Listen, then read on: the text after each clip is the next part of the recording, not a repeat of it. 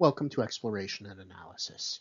For today's topic, we'll be looking at Alfred Hitchcock movies, and I'll be ranking my top 25 favorite of his movies. Alfred Hitchcock was a well-known director. He did movies ranging from the 1920s all the way through the 70s, so just about a 50-year career. And he spanned a lot of different topics, a lot of different genres and subgenres, and we'll be talking about that as well. I got to tell you, though, it wasn't easy coming up with this list of top 25 movies. And here's why. I started watching Alfred Hitchcock movies back when I was in middle school and continued to watch them, up until recently. Many of them I saw for the first time as a middle schooler, but there's also many that I saw for the first time as a middle-aged person. And then there's others that I saw multiple times throughout my life. And I got to say, as I've rewatched some of these, my opinions have changed on a lot of these. There are some that I liked more when I watched as an adult or when I watched the second or third time, and there's some that I liked less the more I watched it. And I think there's different reasons for that. I think a lot of it has to do with the different stages of one's life. I think as a kid, you tend to be impressed or entertained by certain things that maybe you're not so impressed by or entertained by as an adult, and vice versa. I think there's certain things you can appreciate as an adult that maybe went over your head as a kid. So I think that that's part of it. Part of it might just be the mood that I'm in at a particular moment when I'm watching the movies. But I think, maybe most interestingly, I think that certain movies are better when you watch them multiple times because you can kind of appreciate and notice things more and get more out of it. Other movies, though, I think are good one and done. You sort of see it one time, it can be pretty fun, but not necessarily fun to see over and over again. So as we go through these, I'm going to be distinguishing with that and kind of maybe weighing it a little bit more heavily on my most recent watch and my most recent opinion, but not 100%. If there's certain movies where if I had a particular opinion in the past, that will come into play. But I'm going to sort of mention that as I go along frequently so that I think it's important to note those differences. So here we go. Here's starting with number 25. So I think as we go through this earlier part of this countdown, the ones that are sort of more lower ranked, I think what they have in common is that they all have certain positive attributes that I think are worth pointing out, but also their share of flaws. And as we start moving up in the rankings, we're going to see movies with less flaws and more possible positive attributes. I would say that the movies that don't make this countdown, I would call lower tier. And then as we get to this lower part of the countdown, they're kind of lower mid tier. And as we start moving up, we'll be, moving through the mid tier and then up to the upper tier. Now, first tier is number 25 is To Catch a Thief from 1925, and it had Cary Grant and Grace Kelly, and certainly a very beautifully shot film, a lot of it taking place in the French Riviera, and I think the French Riviera is made to really come alive, a lot of vibrant colors and a lot of great scenery and atmosphere in this movie. But, I gotta say, and the plot really wasn't that bad. The movie is about Cary Grant plays a character who was a notorious thief at one point in his life, kind of moved to the French Riviera, was somebody who stole jewelry, but then he helped the resistance in France and, kind of got I guess, a pardon or a clemency and, kind of then stopped being a thief, but then there was a copycat thief that came about and he was largely suspected of these new, jewelry thefts that were going on. So not a bad concept. I think it really, though, got bogged down and the pacing was not all that good. He got involved with this romance with the Grace Kelly character, and I gotta say, those scenes just really didn't work for me. I kind of found Grace Kelly's character in this to be rather bland, and I really didn't care about the romance, and that took up a lot of time. I would have rather them focused more on the robbery storylines, which I think was much more interesting. So, so a kind of an uneven movie, poorly paced with, some romance that I didn't really particularly appreciate. A lot of kind of high society stuff that I could have done without. So a sort of so-so movie here at number 25, To Catch a Thief. Before I move on, I just want to say a few things about the television shows that Alfred Hitchcock had produced. One was called Alfred Hitchcock Presents, which was a half-hour show, and the other, the Alfred Hitchcock Hour. And these were all anthology television shows, so they were basically kind of short little short films that all kind of had a suspenseful element to it, a lot of domestic strife that would go on in these, and a lot of times a twist ending. So most of his movies probably didn't really resemble those television show episodes too much, but some of them did. Maybe To Catch a Thief did to a point, but I think To Catch a Thief might have benefited from being on, say, the Alfred Hitchcock Hour, like maybe being an hour-long show instead of a movie, because it certainly had some pacing issues. But our next one is going to be not only in that category of something that could have benefited from being an hour long, but also had a theme that was very similar to his show. And that's why I'm kind of mentioning this now. I was a big fan of both the Alfred Hitchcock Presents show and the Alfred Hitchcock Hour show, and even the reboot that they did in the 80s for Alfred Hitchcock Presents, which doesn't get a lot of love, but I certainly liked it as a kid. So I'm going to move on now to the next number 24, which I think definitely could have been the topic of an Alfred Hitchcock Presents or an Alfred Hitchcock Hour episode. So we have Suspicion in 1941, starring Cary Grant and Joan Fontaine. Also, Nigel Bruce is into house for a medium-sized role in this movie.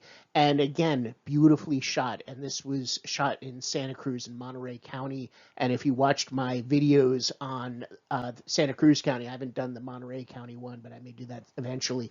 I love that part of California. It's very beautiful and a lot of great places to take pictures, as I showed in some of my videos on that topic.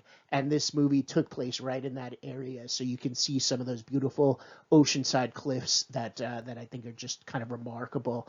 And the storyline was pretty good. So we have the Joan Fontaine character marrying and falling in love with Cary Grant, but then kind of suspecting that he may actually be a killer. He may be up to no good. Certainly, he displays signs of not being the most honorable person. Like, he seems to not be very good with money. He seems to be very immature, and I think that comes out. But then then slowly we sort of get the notion that maybe because his finances are in such dire straits that maybe he's resorting to murder to kind of take place to kind of get some of that money back. And Joan Fontaine is kind of caught in the middle of that. So it's kind of an interesting story, but like I said, it kind of suffers from pacing issues. It ends up really dragging through in the middle, and I think that this could have benefited, like I say, from being an hour long, maybe episode of the Alfred Hitchcock Hour. I think that would have been perfect, but as a full-length movie, maybe a little bit too draggy,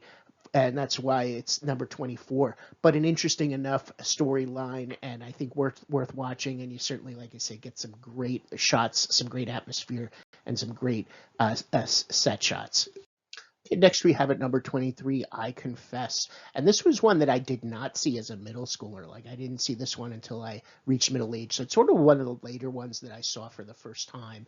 And I would say that also beautifully shot. And it takes place in Quebec City, which is a city that I have visited and really enjoyed my time there. It's got a lot of great, beautiful architecture, and that's captured in this movie. So again, great settings. It doesn't quite have the problems with pacing that Suspicion or To Catch a Thief had, but the story, I think, maybe, I don't know, it doesn't really impress me as much. The story is about a priest who gets a confession by a guy who just killed somebody, and he confesses murder. Of course, priests can't tell the police what they hear in the confessional, but then the priest, because of some circumstances, becomes a suspect himself, and there's this whole backstory with him having had a relationship with this woman, and the woman was being blackmailed by the guy who got murdered. So like maybe an okay story, but not something that really knocked my socks off. So a pretty good middling sort of lower mid-tier movie, but not something that I think was one of Alfred Hitchcock's best. The Alf thing here, it was okay, but not not anything as good as some of the stuff that we're going to see that's higher ranked on this countdown. So earlier I made a point of mentioning how prolific of a director Alfred Hitchcock was and how varied his movies could be. The caveat to that is he also had a few that were very similar to each other. And in fact, he made four that were very, very similar indeed and could even be considered loose remakes. So the lowest ranking of these is Saboteur from 1942. And it wasn't the first or the last of these movies to be made, but it's the first one that I'm mentioning in the countdown. So from this point forward, I'll be referring to these movies as the Saboteur type movies. And there'll be some others that I'll be mentioning later on. And basically, the idea is there's a regular guy who is caught up in something where he's suspected of doing something really bad. And the movie is an adventure where he's not only trying to escape the authorities who think he did this bad thing, but he's also trying to get the guys who really did the bad thing and kind of clear his name. And usually in these movies, there's a woman involved that is a little uneasy about the guy at first, but as the movie progresses, he wins her over. So Saboteur is the first of these, and the woman is played by Priscilla Lane, one of the famous Lane sisters. So, I would say that this is the lowest ranking of these because, maybe because it was done during World War II, it maybe didn't have the budget. It kind of showered us with a little bit of maybe too much sentimentalism, patriotism. I think a little bit of that is fine, but I think it kind of went a little overboard with that. And maybe the acting and the storytelling was not executed as well as some of the others. But, definitely not a bad movie and, worth watching. And, these Saboteur-like movies are, it is a decent enough storyline. And, we get to see a movie that is about World War II, taking place in World War II. So I think that's a little bit of an interesting part of history there. So definitely worth watching Saboteur, but not one of the stronger movies. And we'll be talking about some stronger movies later that have a similar theme. Next, we have Topaz from 1969. And maybe 21 is not a great ranking, but probably it's a higher ranking than what Topaz usually gets from critics. Isn't one of the more widely acclaimed of Hitchcock's movies, but I kind of do appreciate it as I think we're starting now to move into more the middle part of the middle tier, because I think Topaz is a pretty fun movie actually. It's another one of these with a kind of espionage theme, and he really liked that. He's going to kind of come back to that over and over again. And it's an interesting structure in that you really have three separate stories that are more or less independent of each other, so it kind of comes off like an anthology, but it's not completely because they're all kind of interconnected and they're all kind of in a shared universe where there's some stuff that's overlapping, and the main thing that's overlapping is this Topaz espionage ring, and each of the little stories that takes place, it kind of revolves around that in some way, shape, or form. So it's a little like if you liked Pulp Fiction and the structure of that movie where you have these like kind of little stories that are kind of loosely tied together. It kind of has a structure like that, which I think is kind of an interesting way to do storytelling. And it's not done too often, or at least I haven't seen too many movies like this. So I kind of appreciated it. It didn't have a lot of famous actors in it. He kind of, casted it with some, maybe lesser known people, and it maybe didn't have the as big of a budget as some of his other movies. So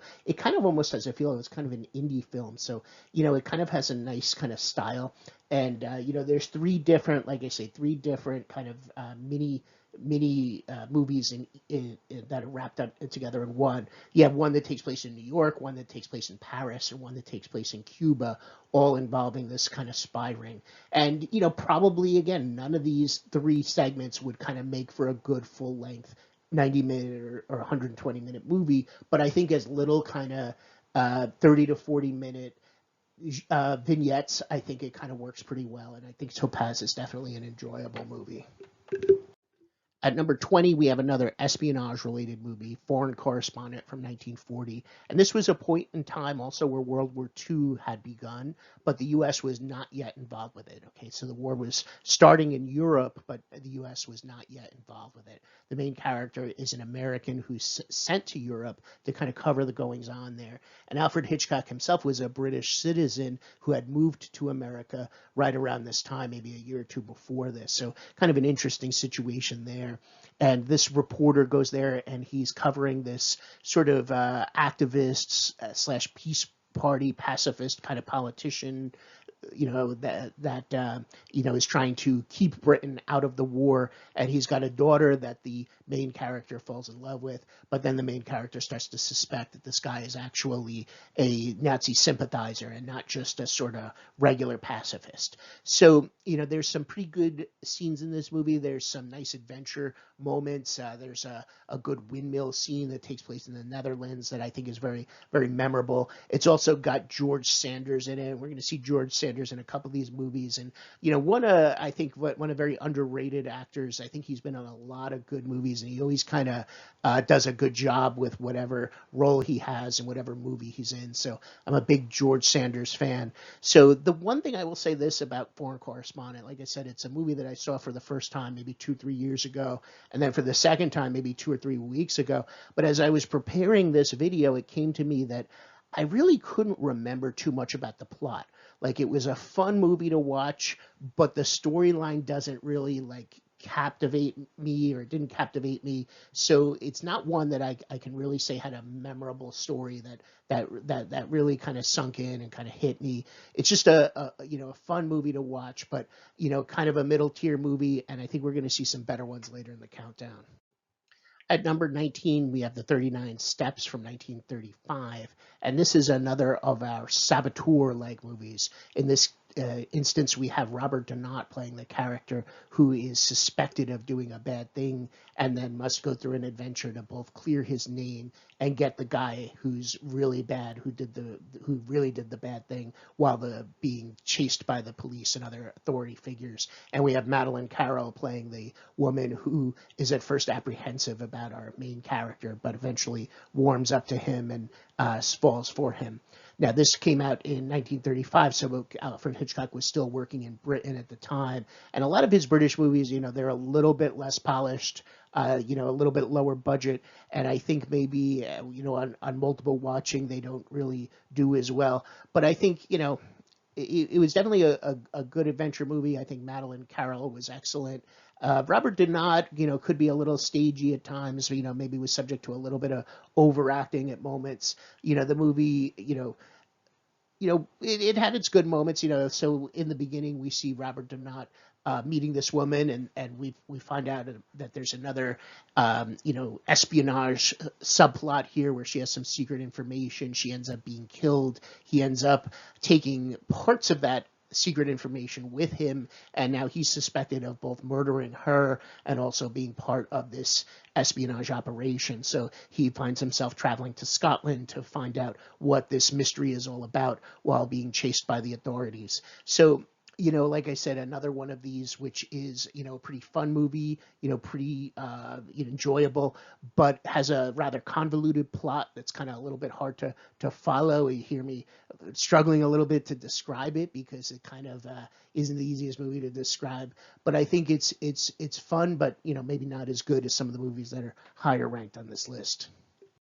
Next, we had The Man Who Knew Too Much from 1956, with starring Jimmy Stewart and Doris Day. This was actually a direct remake of The Man Who Knew Too Much, which was a movie Hitchcock made while he was in Britain. So it's the only time he did a direct remake of one of his own movies. So in this story, we see Jimmy Stewart and Doris Day's son gets kidnapped while they're in Morocco, and they must go on this adventure to try to find him. And so we also, get involved with this organized crime villains that they come across. I think this is a movie that really gets off to a very strong start. I think that, it's very compelling. I think that these characters are very relatable, and the writing does a good job of making you feel for them. So a very good beginning to the movie.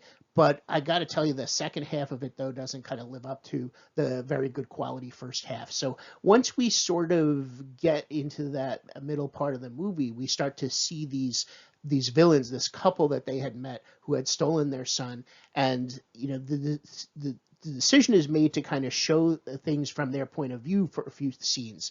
And that's an interesting choice, and I think that it's possible for a movie to pull that off and for it to work, but it's also possible that it could kind of demystify the bad guys a little bit and make them seem a lot less sinister. And I think that the villains in this come across as very regular, ordinary people, and that kind of lowers the stakes a little bit. And I think that that's why the second half of the movie kind of falls so flat. So, it's like I say, a good movie. It's Doris Day sings "Que Sera Sera," which is a song that she would make famous. She didn't really like it at first, but it would become a big hit for her. And she definitely does a good job singing it in this movie. And I think Jimmy Stewart is always a top-notch actor, so I think they both bring their A game to the movie. But I just think that the villains, as come off as such weak characters, and that kind of is the big drawback for it. Next, we have The Young and Innocent from 1937, another one that's in that saboteur-like story. This one, another one that was made while Hitchcock was still working in England, and I think this one's a little bit stronger than either the 39 Steps or Saboteur itself, as I think Noah Pilbeam does an excellent job playing the female lead in this movie, and we see Derek DeMarnay playing the man who is suspected of murder. As there's a scene on the beach, and I like the scenes too, as they're on the sort of English beach side. I think those are always very pretty and good to look at. I think there's also some nice scenes later on in the movie that take place in kind of small town England, and you kind of get a feel for what the atmosphere is like in those small towns in England. So I think I really appreciate that. And like I said, I think that Nova Pilbeam, I think, does a really good job with her role, and I think she really kind of brings it up to another level. I also think that there's the comedy in this kind of hits a little bit better. The pacing is a little bit better than the earlier two installments with that saboteur-like storyline. So that's why this one gets ranked a little bit higher. I think the story's not as convoluted with as much of the sort of espionage stuff. They kind of didn't have as complex of a story. So I think that made it work better as well. So Young and Innocent, I think, is kind of a fun movie from this earlier period in Hitchcock's career. Moving on with another movie that I think with quality keeps getting better and better. And we have The Wrong Man here with Henry Fonda and Vera Miles. And Henry Fonda is definitely a great American actor. I think somebody that I certainly respect his skills quite a bit, and he does really a good job with this.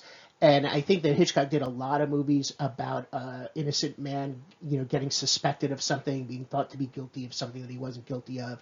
So he's hitting that theme again, but this time he's doing it in a very somber, serious way. He's not doing a sort of high adventure kind of movie. It's certainly not a lot of the comedic stuff, the slapstick stuff that he had done elsewhere in some of his other movies. It's a much more serious. It almost has like a after school movie kind of quality for it. The production is very downscale. It's kind of a lower budget movie, and it's almost something that you could see, almost like an educational movie almost, and kind of comes across that way. And you really get a sense of what the Henry Fonda's character's family is kind of going through as he gets through the ringer of having to go through the trial process and having everybody in the community think that he's guilty of this thing that he's not really guilty of. So it's a very good movie, and again, it's not going to have as much laughs, as much adventure as some of the other stuff that he does, but definitely it's a very serious take on the theme that I think comes across very well, and very different kind of movie that I think people could appreciate. At number 15, we have Family Plot, which was made in 1976 and was Alfred Hitchcock's swan song, his last movie that he would direct. And it was a movie that I saw kind of later in life as an adult, not one that I grew up with. And frankly, I had pretty low expectations when I did see it because I had heard a lot of not so good things about it. But I was pleasantly surprised. I enjoyed it quite a bit. And people might be surprised to see it ranked as high as number 15, as it's usually not ranked as one of his better films or even one of his middling films. But I thought it was quite good. I thought that it was a fun ride, a sort of escapist kind of humor, and it definitely is a comedy, and it I think Alfred Hitchcock's humor really kind of shines in this, and it had a cast that was, shall we say, maybe middling fame. It didn't have any kind of superstars in it, but I thought that it was a nice ensemble cast that kind of worked well together. And you kind of had kind of two plots here with some different characters that were Sort of not so typical heroes. They were sort of unsavory sort of characters that all kind of there were two different plots going on, two different schemes, and they both kind of intersected with each other. And there really weren't any real good guys. There were just sort of like some that were not as bad as others. And as we watched these kind of plots unfold, I thought that it was very entertaining. So I kind of think, like I say, I think that people would like Family Plot if they give it a shot, and it doesn't take itself too seriously. It's just a nice, fun movie. So at number 14, we have Blackmail from 1929, and this would be from his era when he was directing in England. In fact, this would be the first sound movie that Alfred Hitchcock would direct. Everything prior to this would have been silent movies, so this is the first one with sound. And I guess the backstory of this is when they started to produce it, it was supposed to be a silent movie, as this was the a period where they were still making a lot of silent movies. Sound had just come out, and then they decided kind of after production had started to actually have it done with sound. So they used some of the scenes from when they were going to make it silent, and they kind of kept some of that in there. And I think that kind of creates a kind of a cool artistic sort of vibe. It gives it a different kind of feel, definitely. And I kind of appreciated that. And the storyline goes, you have this sort of young woman, she's out on a date with this guy and she's kind of bored by him. She's a little bit more interested in this other guy that she sees. And then she, kind of flirts with him. He invites her over to his apartment, and then he sexually assaults her. And this was an era where the issue of sexual assault wasn't really captured too much in movies, and they did it pretty convincingly. I felt like Ani Andro, who was the actress who played it, did an excellent job, very well acted, and you could definitely feel for her, even as you're watching it and you're thinking, okay, she didn't make the best decisions. She isn't really the most um, not everything that she does is necessarily something that you would approve of as far as behavior goes, but you still feel bad for her nonetheless because of this very well acted part that Adi Andra does with that. So a really well done movie. And then afterwards, somebody finds out about this. She accidentally stabs the guy who assaults her and kills him, and then somebody in the neighborhood figures it out and blackmails her, and that's the plot of the movie. So definitely a good one. Again, not one of the more well known ones, but I definitely enjoyed Blackmail from 1929. And at number 13, we have Notorious from 1946, and it stars Ingrid Bergman, Cary Grant, and Claude Rains. And I think of all the movies that Ingrid Bergman was in that Hitchcock directed, this was her best acting, and she really did an excellent job with this. And she plays this character who is German, I guess, and had a father that was a Nazi sympathizer. And Cary Grant plays I guess a member of the CIA or a member of the intelligence agencies, and they basically hire her to infiltrate this Nazi operation that was existing in South America that Claude Rains is a part of. So Ingrid Bergman basically marries Claude Rains in order to spy on him. And I think Claude Rains is really one of the great actors in the golden age of Hollywood. Definitely another underrated one that he keeps popping up again and again in really good movies. And I think that, definitely he deserves a lot of props for his career. So, a good movie, Notorious, from 1936, coming in at number 13. And at number 12, we have The Lady Vanishes from 1938, another film that was produced during the period where Alfred Hitchcock was in Britain directing his movies. And it's basically about a woman who goes on a train and she befriends another woman, and the other woman disappears. And it leaves our main character perplexed, trying to figure out what happens. Everybody else in the train doesn't seem to remember this other woman. And then she realizes that there is something afoot that is afoul. And basically, it's an adventure on a train where she's trying to figure out what's going on, and she befriends the Michael Redgrave character who helps her to try to get to the bottom of this mystery.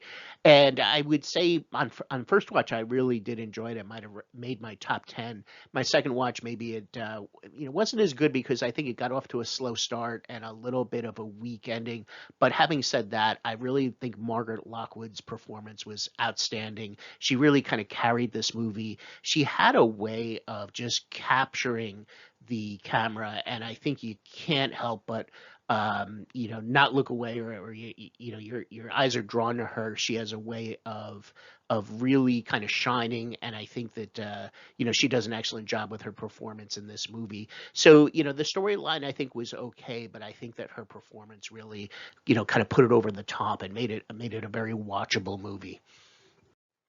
At number 11, we have The Trouble with Harry from 1955, about these people in a small town in Vermont that finds this dead body of a man who had lived in the town, and how they kind of react. This is another comedy with a lot of kind of deadpan humor in it, and I appreciated it as somebody who lived in Vermont for a period of my life.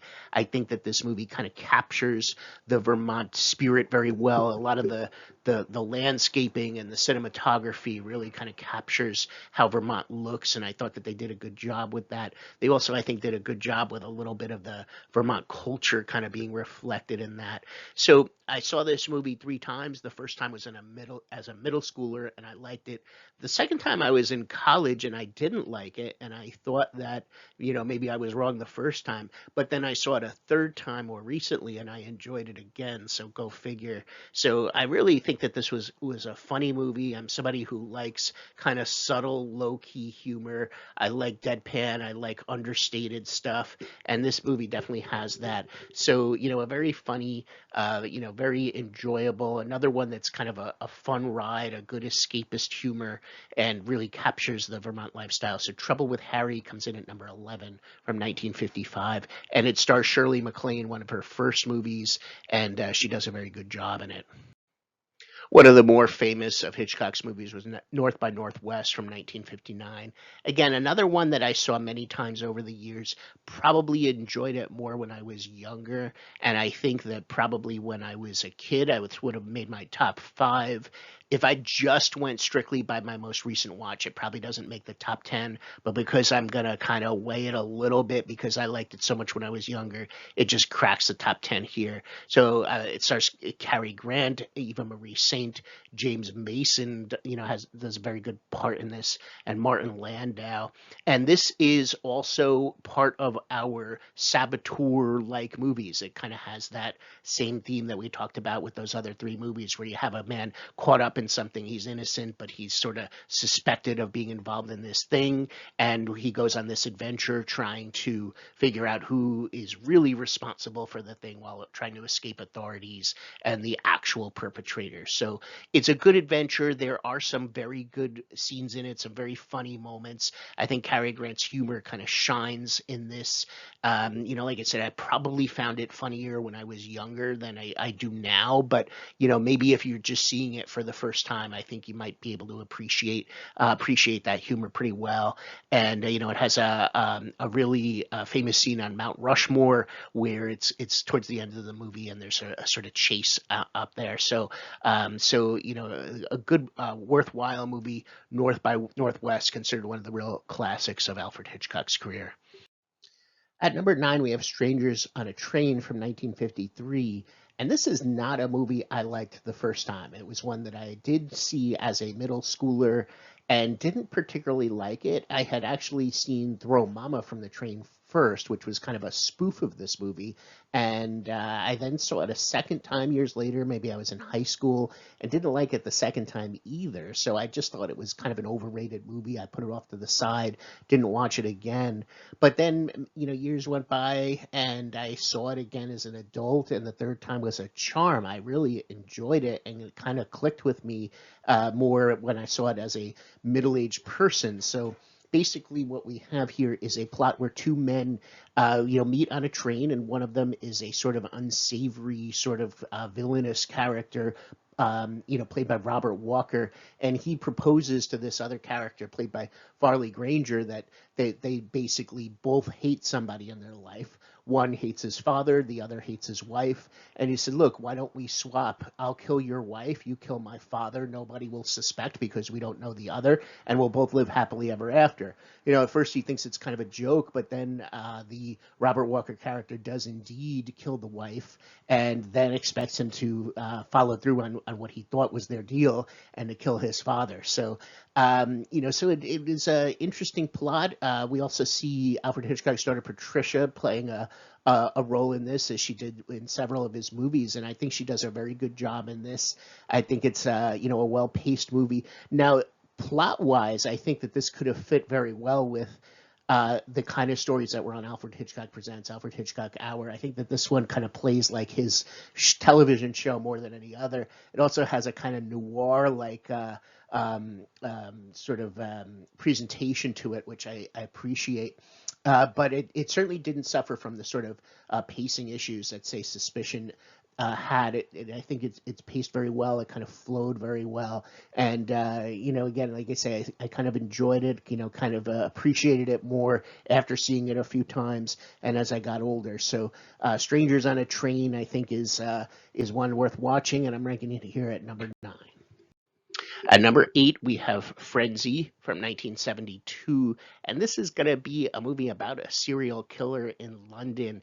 A very gritty movie, and certainly one of the most violent, one of the most graphic of Alfred Hitchcock's movies. So stylistically, is a little bit different. I read that when he made this, he was kind of feeling like maybe his style was a little passe. It was now the 70s, and a grittier style had become more in vogue, more in fashion. So he decided to change his style a little bit accordingly, and I think it works. I think that this is a really well done movie, and I think that we have two characters in here. One is suspected of being the serial killer. One actually is the serial killer. So in a little like in a Columbo episode, you as an audience member kind of know who did it, but the characters in the movie do not know. But what I think is kind of interesting is that the innocent guy is kind of unlikable, and is not the most sympathetic of characters, whereas the guilty guy does come across as very charming, and they're friends, and it seems like the guilty guy is kind of going to help the innocent guy, but it turns out he's going to double cross him, and he's really the guilty party. So it's a well done, kind of interesting story, and it's I think, again, very shot very well. It kind of gives you London in the 70s, which I think is kind of an interesting thing to watch. So, Frenzy, I think, a kind of an underrated movie from this later period in Hitchcock's career. Sometimes I think the sign of a good director is to know when not to over direct. And it's said that when Alfred Hitchcock directed Dial M for Murder, he felt like he was phoning it in. And I think I know what he means by that, because this was such a well written script based on a well written play that I don't think he needed to do too much. It was the kind of script that kind of directs itself. And the movie really kind of follows the play fairly accurately. He didn't really change all that much, and again, didn't really have to rely on too many directorial tricks to kind of make this work. It was a pretty good, well written script. And another case where it's a little like a Columbo episode, where you kind of see what happens, but the police don't know what happened. You, as the audience, do. And in this case, we have Ray Milland is sort of the villain, and he hires somebody to kill his wife, but it doesn't go as planned, and she ends up killing the would-be perpetrator. But then obviously she gets in trouble for killing him, when it was actually self-defense. But we know it was self-defense, but the police don't necessarily know. And Ray Milland's character is kind of a little slimy, and he seems like he's defending his wife, but all the while he's trying to do things to try to make it seem like she is the guilty one, so that she ends up in trouble for it. So we have Grace Kelly playing the lead role here. Now, I had gotten on Grace Kelly a little bit for her effort in To Catch a Thief, but I think in this better written script here, she does a very good job indeed, and I would not take anything away from her effort here. I think a very good, solid movie, Dial M for Murder, as we start to get in the part of the countdown where the movies really start to get very good indeed, and I think this one here at number 7 is definitely one of the better ones. And here is an excellent movie coming in at number 6, Rebecca from 1940, the first movie Hitchcock will do when he starts directing in the United States. And it is based on a classic novel by Daphne du Maurier called Rebecca. And our main character marries a rich man. She's kind of from humble origins, and she's his second wife. and all she hears about when she moves into his house is about how wonderful and great his first wife was. And we see her trying to live up to this memory of his first wife, kind of living in her shadow and feeling like she is a distant second. But then there's a lot of twists about Rebecca's backstory that kind of come out, and it's things that you don't really expect. And I think again we have another time where the source material, in this case a book, was really a classic and really has some good twists and turns. So I think maybe the only maybe slightly negative thing about the movie is that if you read the book first, the book is so good that it's kind of hard. I think a good book will always beat a good movie, and a great book will beat a great movie. But if you haven't read the book, I think you're going to enjoy this a lot.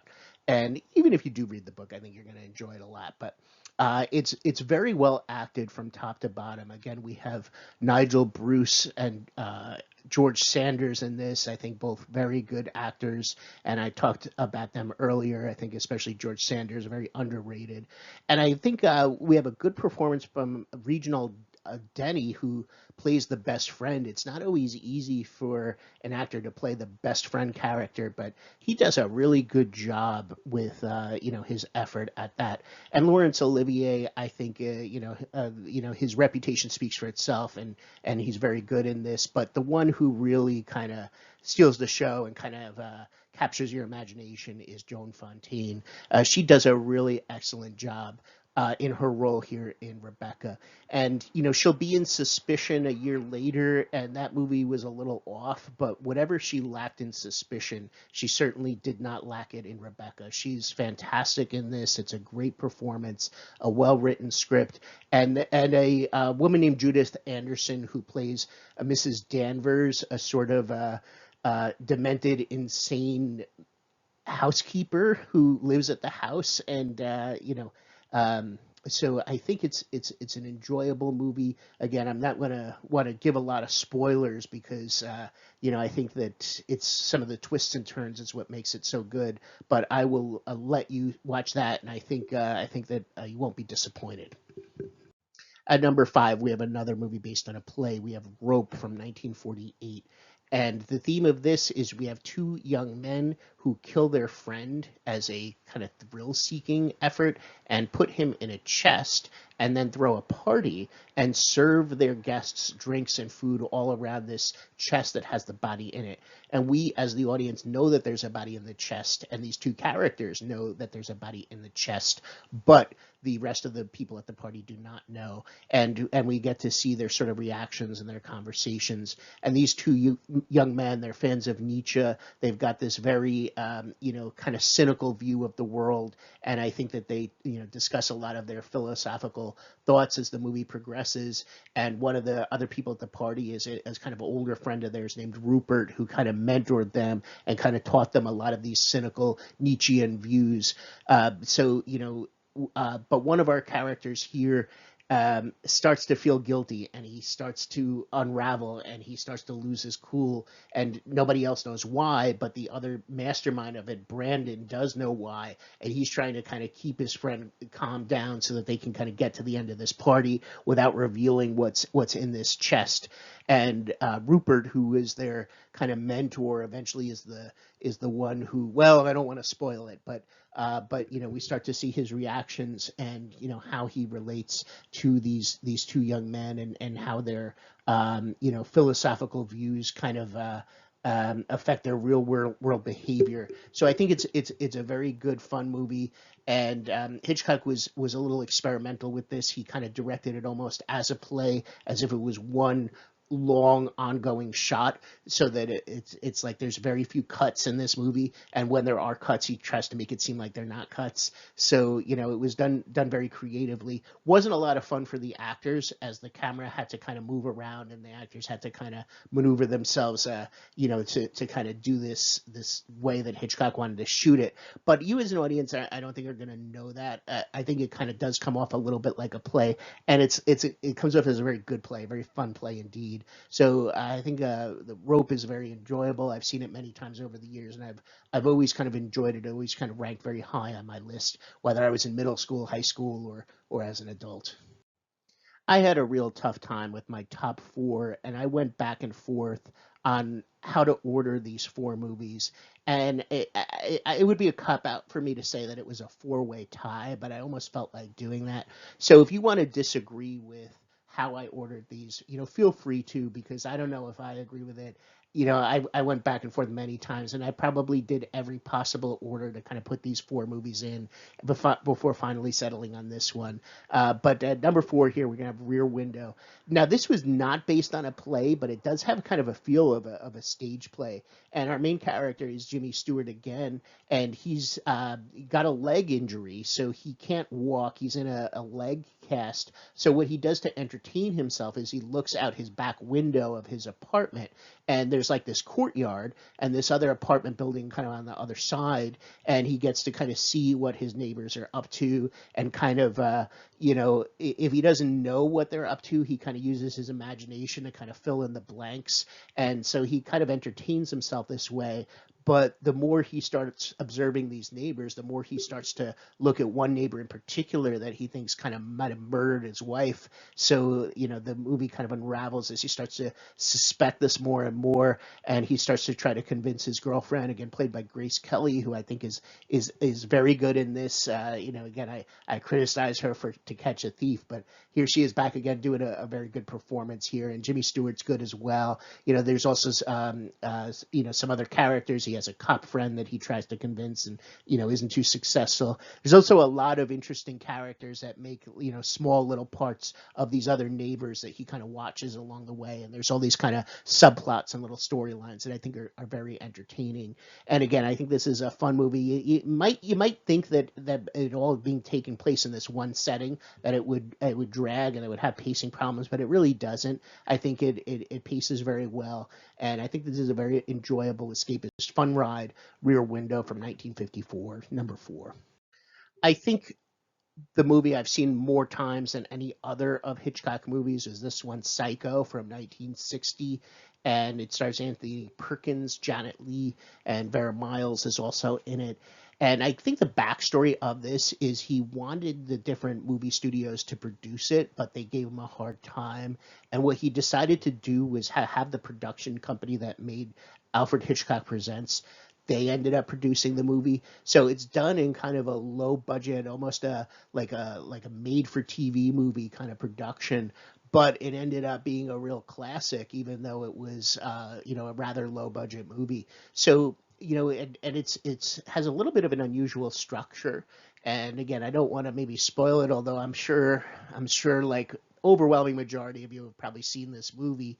But for those of you that haven't, I don't want to spoil it. But it starts off with our main character, Janet Leigh, who steals some money from her boss and ends up kind of escaping town. Alfred Hitchcock's daughter Patricia is in this as well. She plays our co-worker of our main character, Janet Leigh's character. So Janet Leigh, as she's kind of riding along, trying to get away from the city where she stole this money, she ends up deciding to go to this motel, the Bates Motel. And there's this rather quirky guy that owns the hotel, or at least his family owns the hotel, and his name is Norman. And she has some interactions with him, and he seems a little unusual, maybe a little unhinged. And again, I think that probably most of you know where it goes. But there are definitely some real twists and turns. What I've enjoyed is they have on YouTube some of these watch-alongs where you can see kind of younger people seeing these classic movies for the first time.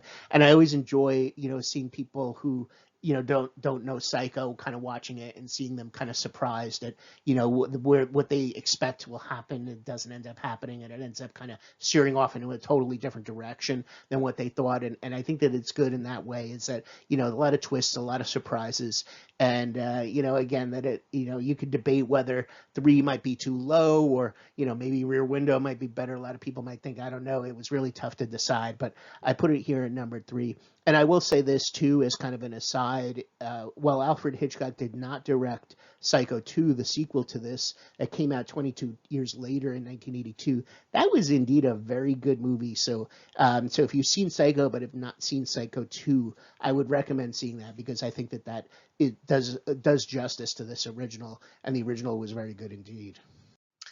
And at number 2, we have Hitchcock's own favorite of his movies, Shadow of a Doubt. And the script was written by Thornton Wilder, famous for writing the play Our Town.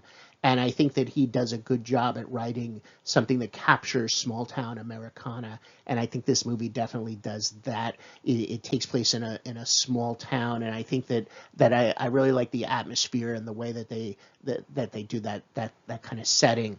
Our main character is played by Teresa Wright, a young woman whose name is Charlie, and I think she does an excellent job. You know, she didn't end up being famous. Like, she hasn't done a ton of other things. She's been in a few other movies, but not that many. But she's definitely had a lot of talent, and it was exemplified in this movie that she was very young when she was in it.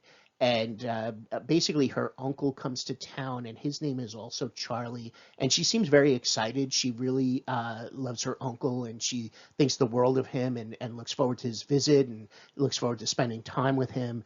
But the more she gets to know her Uncle Charlie, the more she realizes that he might not be all that he seems, that there may be some mischief, some bad things that he's involved in. So she has to kind of navigate this sort of love for her uncle with the suspicions that she has, that grow more and more as the movie progresses. And I think that the whole idea of the extended family and the kind of dynamics of extended families, kind of an interesting thing that we don't see captured a lot in fiction world, in movies, books, TV, but I think that it's maybe an untapped resource there of a lot of good stories, and I think that this is a good story of an uncle and a niece and their relationship. So I very much enjoyed it. I haven't seen it as many times as I have the other movies in the top 4, so it's a little bit fresher for me. But it's definitely one that I enjoyed. I saw it for the first time. I was probably an adult when I saw it for the first time, but maybe in my 20s. It wasn't as recent as some of the others, but it wasn't as early as some of the others too. But definitely one that I enjoyed. It was Hitchcock's favorite and came pretty close to being my favorite. I almost put it at number 1, but I didn't. Now, when I saw Vertigo for the first time as a middle schooler, it probably wouldn't have been my favorite. I thought that it was okay. It was good in certain parts, but I didn't necessarily love it. I probably would have ranked North by Northwest higher. I probably would have ranked Psycho higher. I probably would have ranked Rear Window higher, and maybe even a few others. But this is one that grows on you more and more times you watch it. It's one that there's a lot to it. There's a lot of different elements to it, and you appreciate it. And I think you appreciate it more the older you get. I think that there's a lot about human nature that this movie captures. And again, this is another one where I've watched some reaction videos where some younger people see this for the first time, and I really appreciated seeing their reactions to it. Now, there's 2 different versions of Vertigo, and somehow when I first saw it as a middle schooler, the local TV station that showed this version, which was not the main version, but it was one that I recorded on my VCR and one that I saw over and over again, and I thought that was like the official version of it. But then I found out later that it wasn't, and basically there's a reveal that happens that in the version I saw, it doesn't happen until later on, and in the main version, it happens earlier on. And I think as a kid, it probably was better seeing that reveal later. It made it more of a mystery that kind of lasted for more of the movie. But I don't know, maybe as an adult, it wouldn't have been as much of a mystery for me, and maybe I was better off kind of seeing it earlier. So it's kind of an interesting thing there. But basically, what we have here is Jimmy Stewart plays a cop, and he kind of got traumatized when his fellow cop fell off of a roof and he wasn't able to save him while they were chasing after a perpetrator.